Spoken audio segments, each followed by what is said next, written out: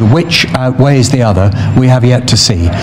For all the moral, religious, legal and political implications, for Tony and Barry Drew of Barlow, it's a simple matter of fairness, an issue that transcends national borders. You've got Obama standing up, shouting for gay equality and gay marriage. France just passed the bill on Friday. 249 ministers against 97 came out in favour of same-sex marriage. There's no reason why this can't happen here in the UK. And then hopefully in Australia. Australia needs to get to grip with what's going on around the world, and it will eventually. Phil Williams there in London ending the programme for tonight. We'll be back at the same time tomorrow, but for now, good night.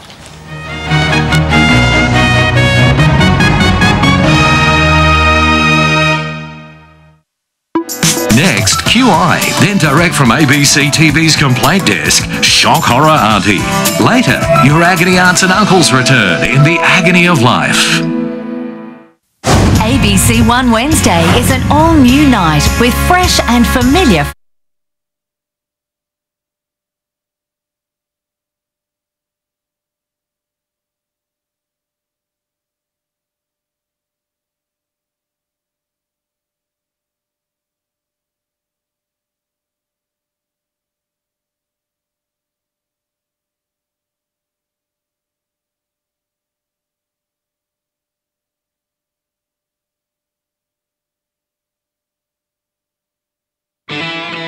The information featured in this program is general in nature and therefore should not be relied upon.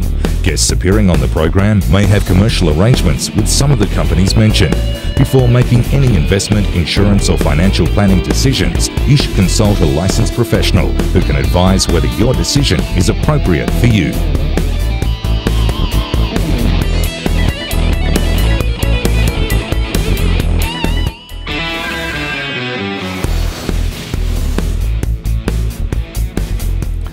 Hello and welcome to Your Money Your Call. I'm Kim Slater from Kimber Capital. If you've got a question about shares, our phone lines are open tonight on 1300 30 34 35, or if you prefer you can email us at yourmoney@skynews.com.au. On the expert panel tonight we have Ken Bloomfield from Financial Clarity and Michael the Heffernan from Lonsec, all the way from Melbourne. Welcome to the program, gentlemen. Great to be here.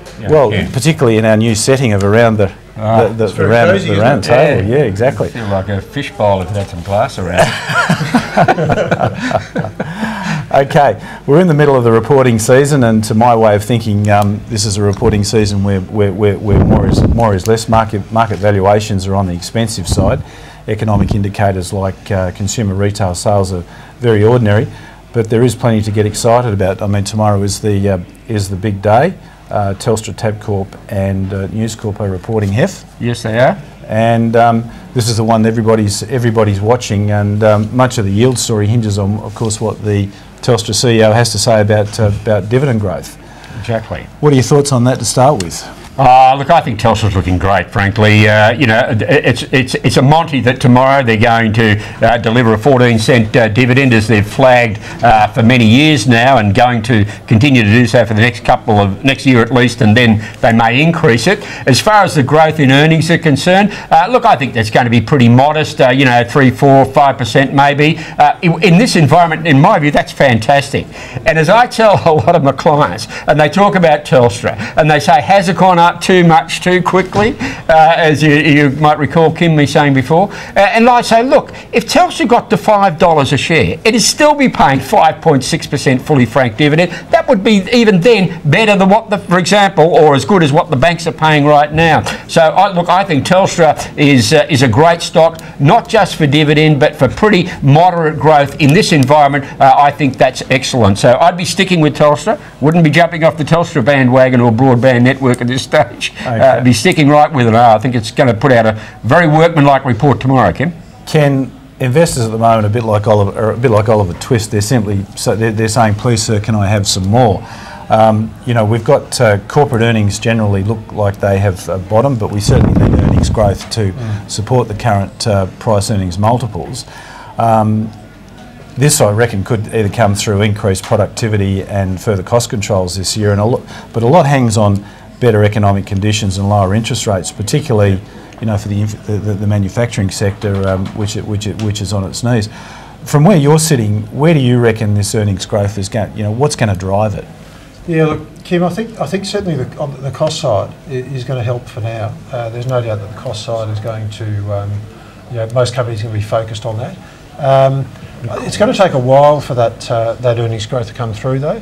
We really need a recovery. We need to be in a low interest rate environment for a while to let that sit and settle, and also for consumers to work through their debt.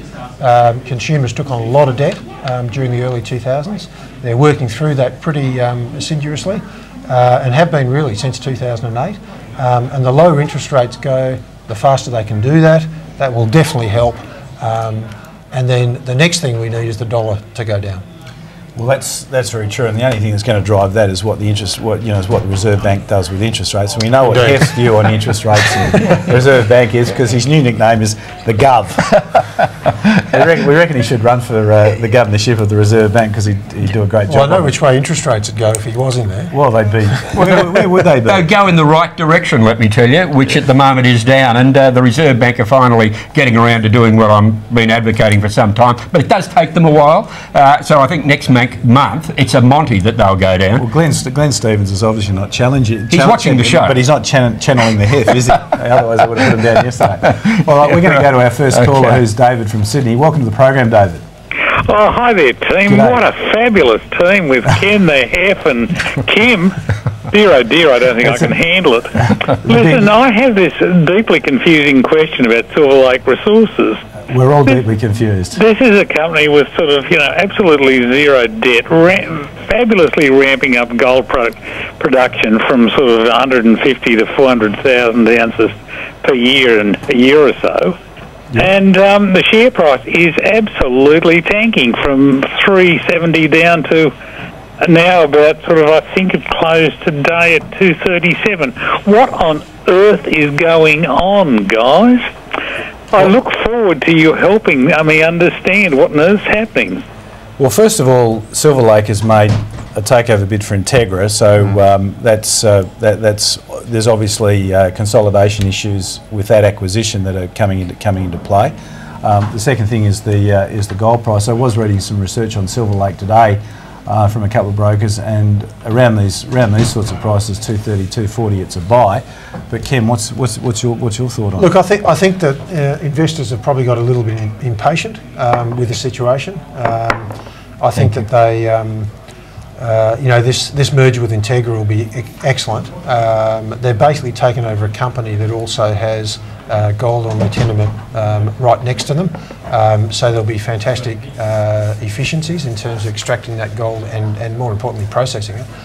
I think investors really, though, are looking at the very short term, and I really can't explain it any other way. I think there has been a bit of a downtick in all of the gold mining prices, though. I think there is some concern, where is gold going to go now? And I must say it's not definite which way it's going to move from here. It's been trading in that range of around about 1600 through to 1750 for 4 or 5 months now.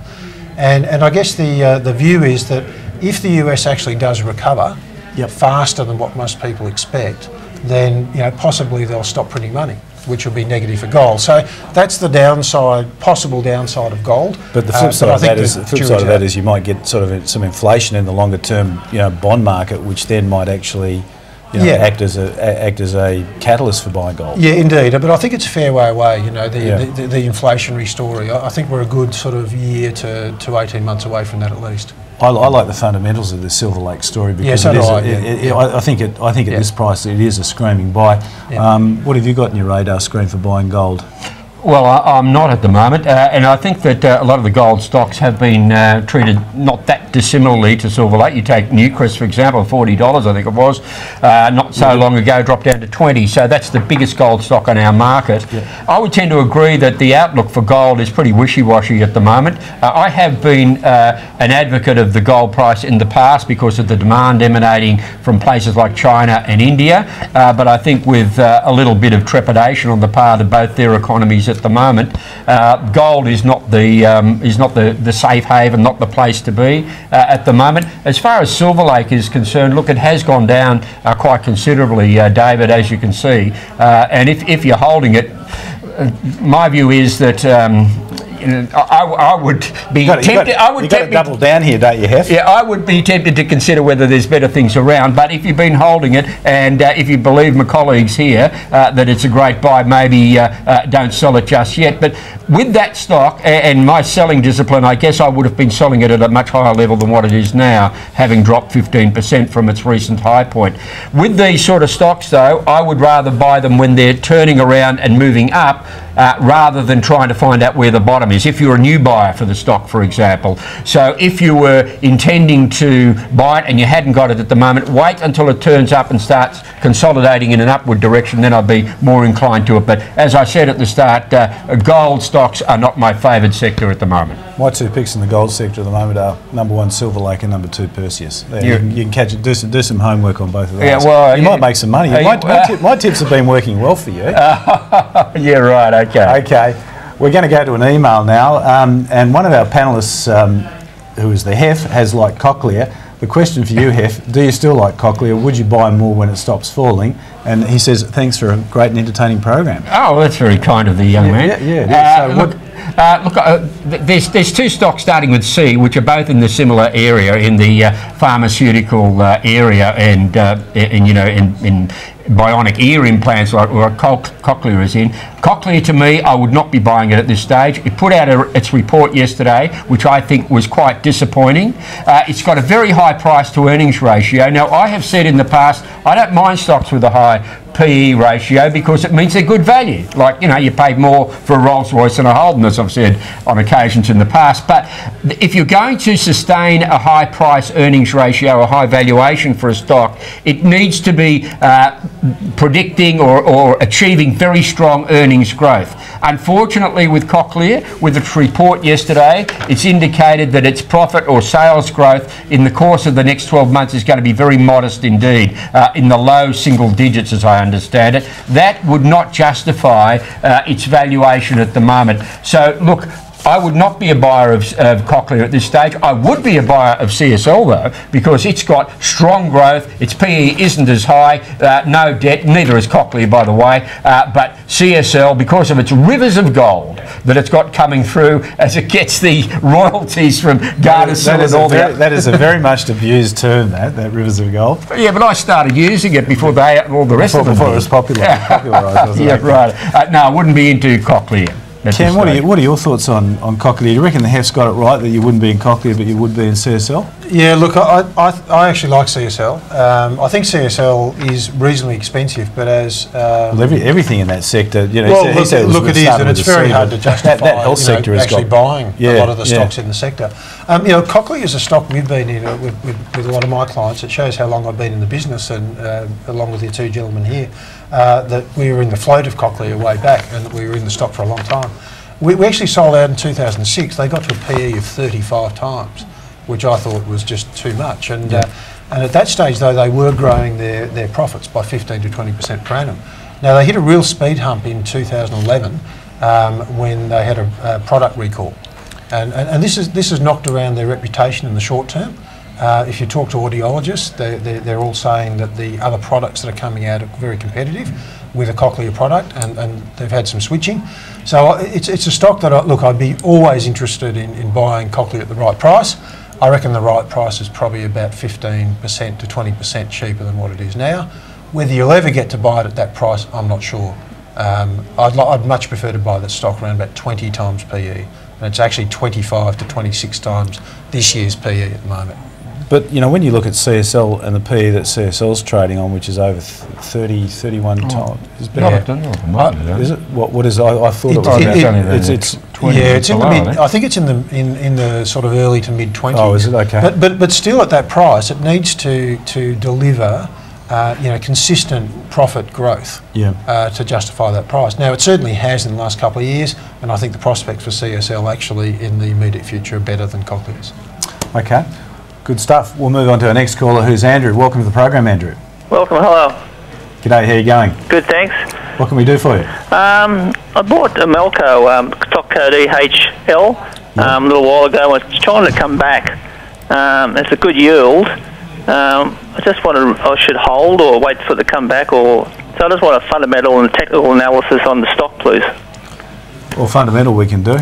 Hef's our newly anointed technical chartist tonight, so you can start with the chart. What do you reckon of that, Hef? Well, the chart looks better than it did 6 months ago. That's what I'd say. But I might say as a more general comment about the mining services area, and Emeco I think is in the crane hire business. I'm not all that favourably disposed to the mining services sector at the moment due to the cutbacks that we've seen in the major resources stocks of BHP and Rio cutting back their capital expenditure, which has to have an impact on stocks like Emeco, which are in the basic business of crane haulage, for example, of many of these resources stocks.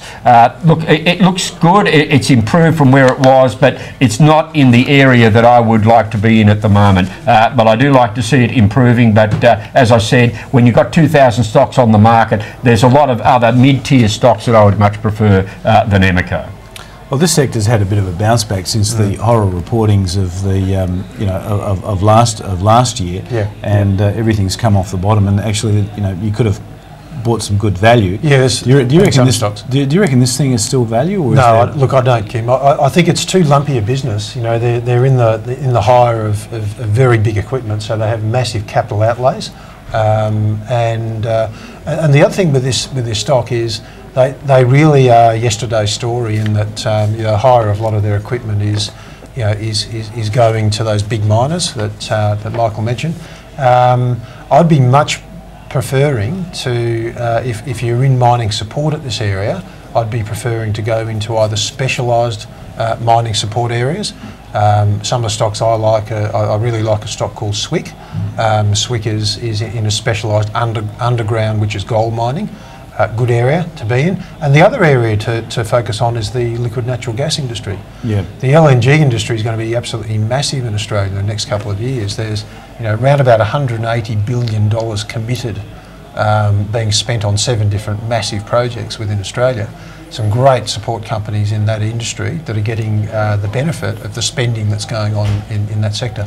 So I think the iron ore sector and some of those sectors really in some ways are yesterday's story. All right, well, there's some themes there that we can pick up on shortly, but at the moment it's time for a quick break. Before that, though, it's time to start the stock watch. And Ken, you're in the hot seat. What stock are you watching? And your time starts now. I'm watching Swick Mining. Swick is in the underground mining sector. It's a specialised area. Swick is increasing the number of drills that they have. Their profits look like going up 22% this year. That's the consensus. We think they'll be closer to 30 to 35%, trading on a PE of 7, and will double their dividend in the next 12 months. We've still got a few seconds left. Ken, got any? Oh, well, okay, another one is Amcon, one of our favourite.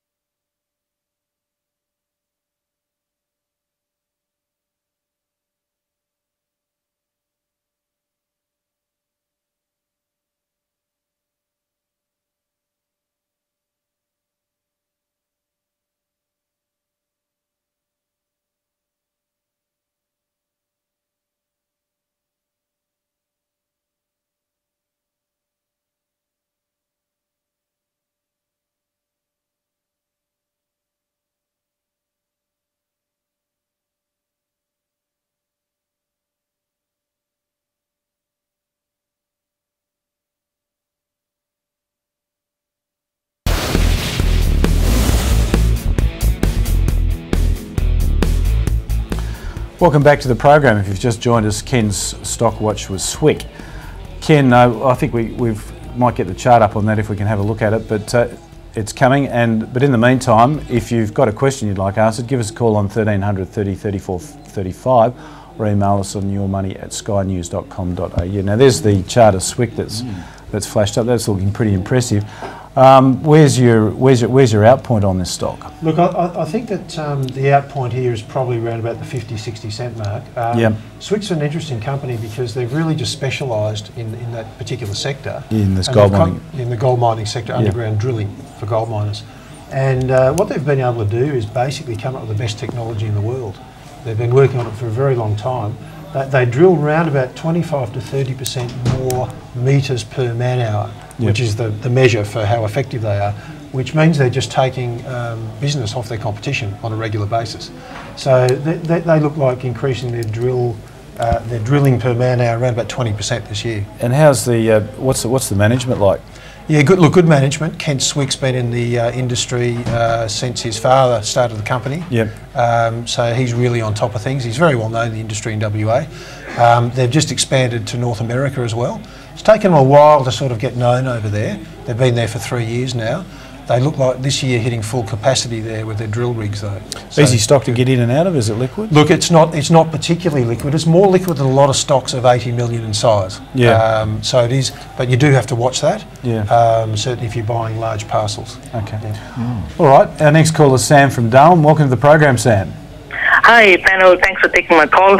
I'm still learning about this shares thing, so I just want to get your opinion on QB Insurance and cash converters. Looks like they've been having a good run so far. Just thought, was it a good time to get in? Sam, a word of advice: you never stop learning in this industry, and we learn every day. If you do stop learning, one day you find that the market's handed your backside to you on a plate. And that's happened. I think that's happened to all of us at various points in time, hasn't it? Never stop learning. Never stop learning. Never stop learning, Kim. QBE, interesting stock. It's one that's coming somewhat back into favour with the resurgence in US equity markets and bond markets. If I recollect, you don't like it. Well, don't preempt. Don't preempt. There's the chart. It's had a decent rally. It has, yes. What are your thoughts on it? Well, I'd say two things. One, the insurance sector is not one that I'm immediately attracted to.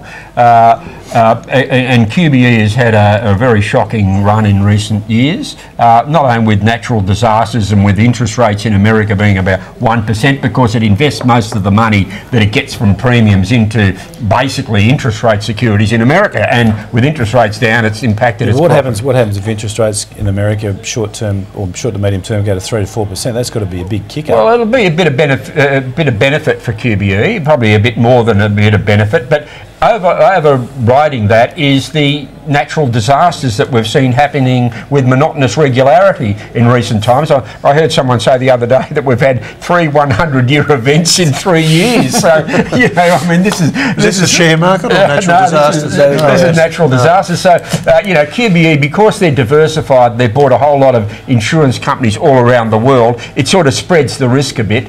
But, you know, people used to say that QBE is the premier insurance stock in this country until it got belted. But the next natural disaster for you is if Essendon wins the AFL competition, isn't it?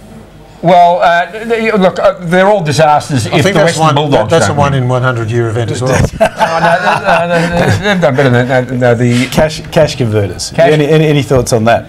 Look, I'll tell you one thing about cash converters. Its share price has done really well.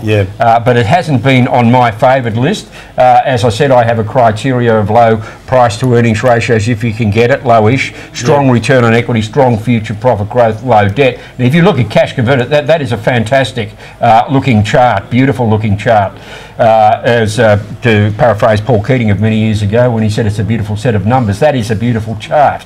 But look, I'd need to look more carefully at the fundamentals on cash converters and just see whether it shapes up or not. But it's in the in the pawn business, PAWN business, where I'm glad you qualified that. Well, that's what it's in, and when times are tough, that could be a good place to be when people need a bit of cash.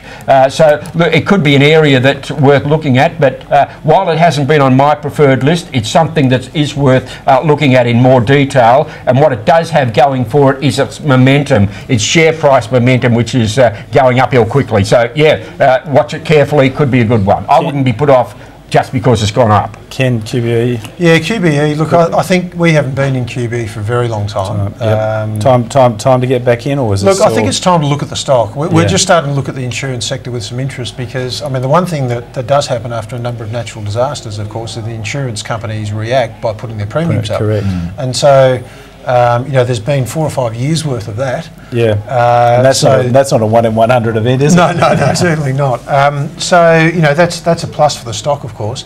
And I think the other thing that if you actually look at the numbers on this, and we just crunched a few numbers last week on it, is that if interest rates went from that, you know, 0 sort of 0.5% level, which they're getting on their money now, up to 2.5 or 3%, QBE's profits go through the roof. Yeah.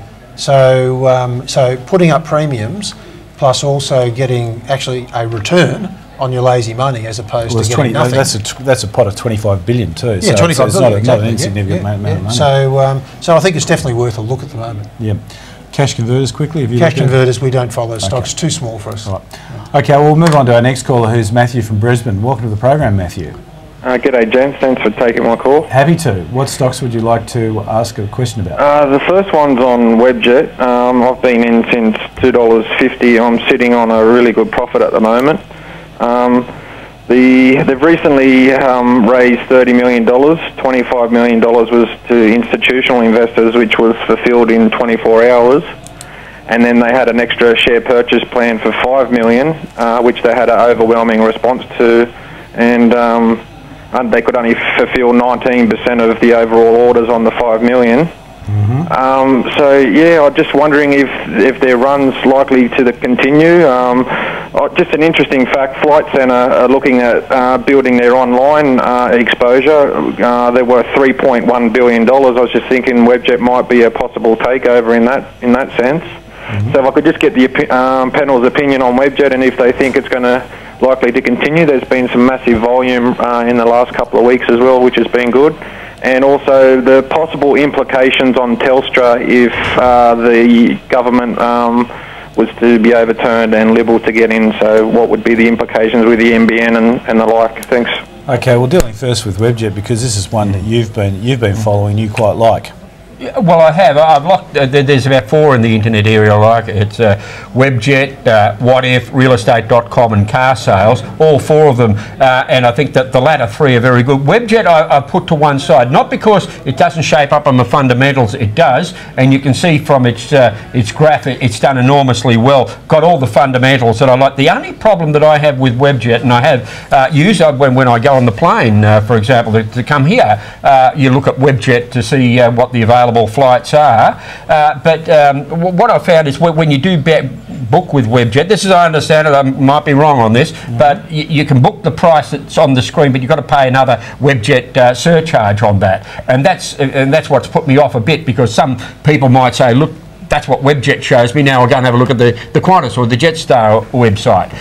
So that put me off a bit, but that is only one aspect of Webjet's operation. It does have other things like hotels and all that, ancillary business with the travel industry, and that is obviously what's powering Webjet. And as the caller said, you know, that they've done really well with their capital raising. So look, if you're in Webjet, I'd stick with it. As I said, there's 3 others in the internet area that I also like, and I'll leave the Telstra one if you like. Okay, well, your sentiments on Webjet, is this the rivers of gold? Well, certainly Webjet has been rivers of gold, and well done buying it at $2.50, Matthew.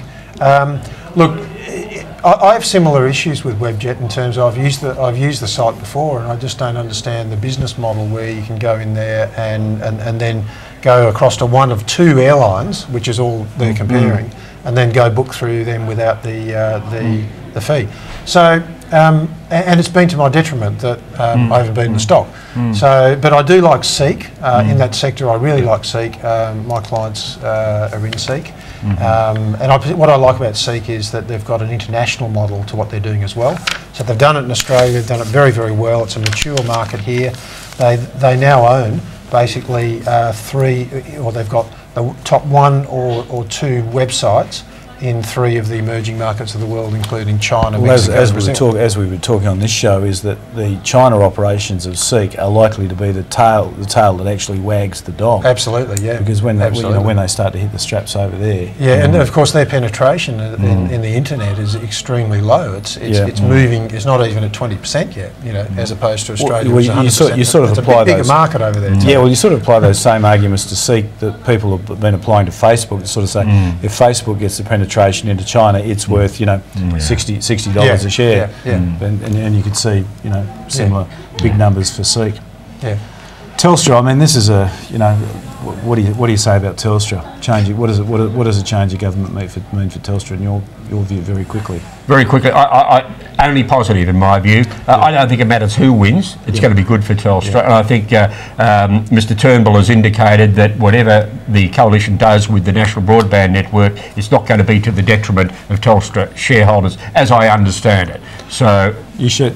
No, I'll disagree with you on this one. Okay, we went to Telstra just before Christmas, and we tried to get better understanding of what the actual agreement was with the government. Of course, they're very hold it very close, dear to their chest.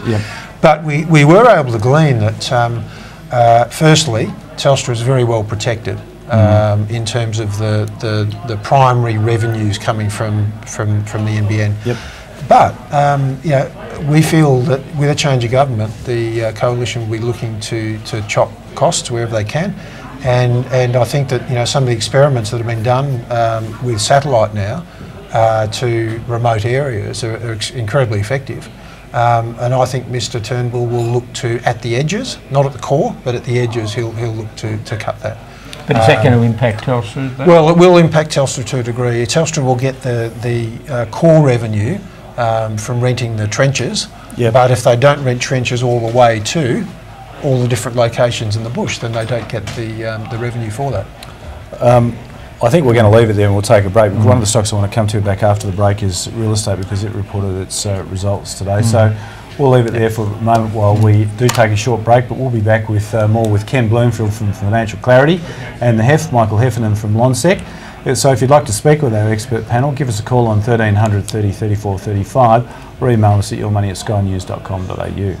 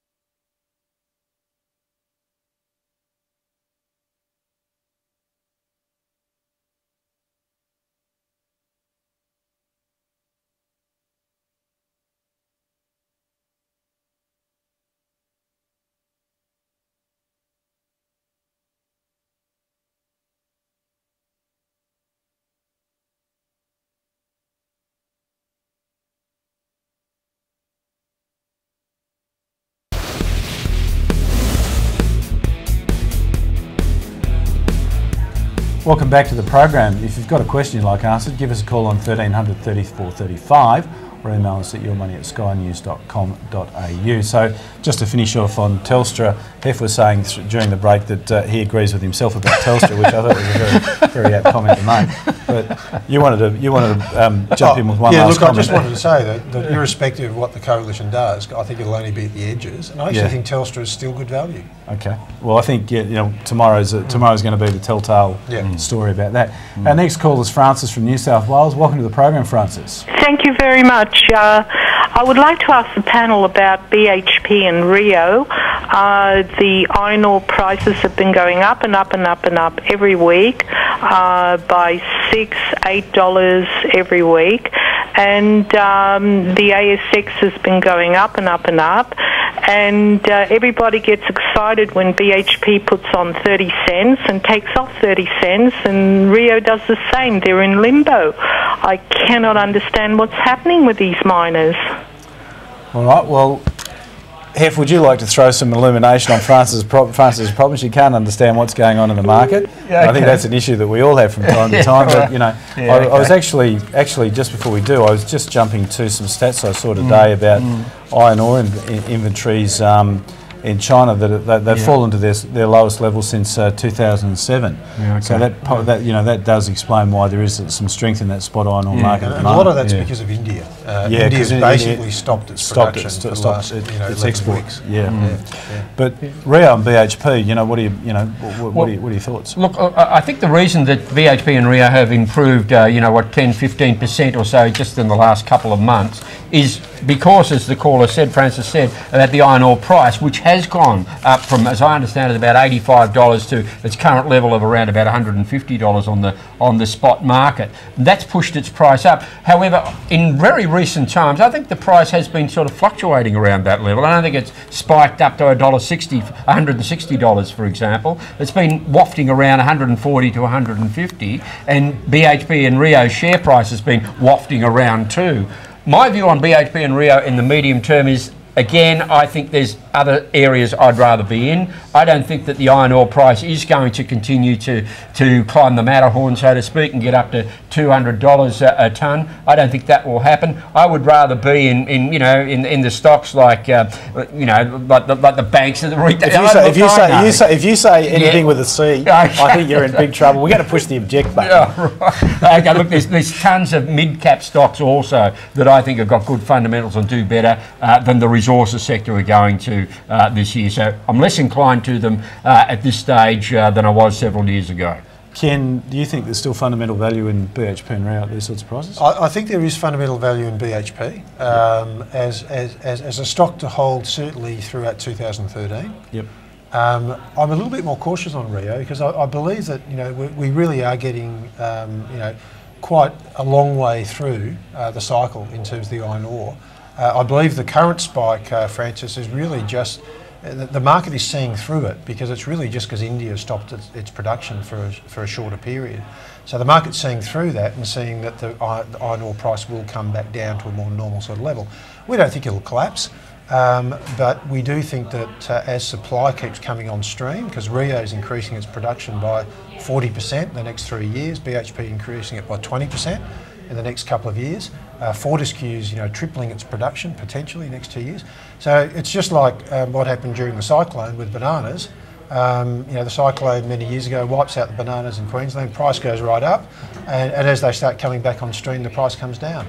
And that's what's going to happen with iron ore in the next 3 or 4 years. Very good example. I'd forgotten about the bananas and the cyclone, and the monkeys in the middle. Okay, our next call is Tom from New South Wales. Welcome to the program, Tom. Good evening. Good evening to the panel. I'd just like to ask a further question on Telstra. I've seen Bill Heffernan a few times and I respect his opinion very much. The question is, the $11 billion that should be flowing from the government probably this year, and Telstra's promised last year to increase dividends over time. I'm just wondering what the panel thinks of the money that will be flowing to Telstra and when they think the dividends will increase. Good. That is a very, very good, but a very, very difficult question to answer in many respects. And Bill. Have you been moonlighting on another TV program? I think that the caller might be confusing me with the Senator, Bill Heffernan. Bill Heffernan. And for the record, there is no relationship between me and Bill. We're not related, is the word I was after. Okay. But in respect to Telstra, my understanding of the $11 billion is the agreement's been signed, the money will flow to Telstra over time, depending on how quickly the National Broadband Network actually starts putting the cables in the ground, or in the trenches that are Telstra's. So it's going to come to Telstra over time. I don't think a change in government is going to affect that. The increase in dividends, and this is, as I understand, a report made by Telstra some time ago, when they were talking about the dividend, they said it's going to be 14 cents every half year until, I think, 2014. And then it may increase when the money has come in greater abundance to Telstra. That is my understanding of what they said. So over the next year, still at 28 cents a year, and after that, in 2014, it should increase. Now, that's my understanding of what Telstra said, and that's why another reason why I'm favourably disposed to Telstra. Do you reckon it's a fair bit, Ken, that they'll put the divvy up to 32 cents, or they'll do something like, capital management, a buyback with the with the money coming from the government? Yeah, I think they'll put the dividend up. I think they're getting the message. That's what people want. Yeah. The capital management, yes, theoretically, we all know that from the theory perspective, it helps the company. But people prefer actual cash in their pocket. And don't we wish the boards of BHP and Rio would take note of that? Indeed, BHP has been for years, paying out what 30 or 35%. Well, Telstra's payout ratio at the moment is nudging 100%. It is, yeah, and I guess this is the only word of caution on Telstra. Everyone's very bullish about it, and we are too in the next couple of years for the reasons we've spoken about. But they are in a declining industry. They're in a structurally declining industry, so they need to deploy their cash into industries which are going to replace that cash in the future. So in 4 or 5 years' time, that's the time I'd be looking pretty carefully at Telstra. How do you think they'll successfully deploy into that 4G strategy? Well, where everyone's saying the growth is in mobiles and yeah. I mean, look, the only way they can really do it is go out and buy companies. Yeah. They can keep on growing the big pond side of things and focus on that, and they're doing pretty well in that. I'd like to see them make acquisitions, because if it's anything like their past track record, it'll be an unholy mess. No, it was a terrible mess, wasn't it? 10 years ago when they first floated and did that. All right, we'll move on to our next caller, who's from Queensland. Dave's on the line. Dave, welcome to the program. G'day, gents. Thanks for taking the call. I'm just inquiring, it might be a bit small for you guys, but Neon Energy, NEN, they're in the oil and gas sort of stuff, and they've got a few projects in America, but the thing that I'm really interested about is the blocks of real estate they've got in the sea outside of Vietnam there. Apparently they're floating themselves off the reserves in the United States, but if they strike it in Vietnam, it could be a different story. So apparently they're unrisked, those ventures in Vietnam, and I'm just wondering if you guys could shed any light, if you know anything about that NEN, please. Ken and I were actually talking about this morning, weren't we? We were. So, you're the expert. To you. Look, it's Neon's been very disappointing actually in terms of their share price, and they're drilling at the moment over in California. They used to be called Salinas Energy, but that prospect over there should be covering their share price, and plus more. A lot of people have valued that up in the 30 cents. But this Vietnam thing, which I think they're in with, is it Total? Yeah, Total. The French. And Total's financing. So they've got a free carry on it. So and it's in a very prospective area. It's been very successful in the past. So look, it's one of those that I'd hang on to it if you're already in there. If you're looking to buy it, of course, it's a more volatile stock, and whether they do well in Vietnam or not, who knows? It's a good area. There's a possibility, but it's a higher risk play. But they should be worth a lot more than 22 or 23 cents. Have any comments to add there? It's not on my list. Is it actually making any money at the moment? It's got plenty of cash, has it? Exploration, mate. Yeah, well, you take a bit of a punt and you're hoping that they're in the right areas. They need a lot of money. It depends on the news flow, all these sort of things. Look, if you're in that area and prepared to take a risk, it might be worth having a go, but just be careful. Can I just say a bit here about portfolio construction? I think this is the sort of stock that if you want to have a little bit of a go at a stock like this, then just make sure you've got a very small percentage of your overall portfolio in the stock.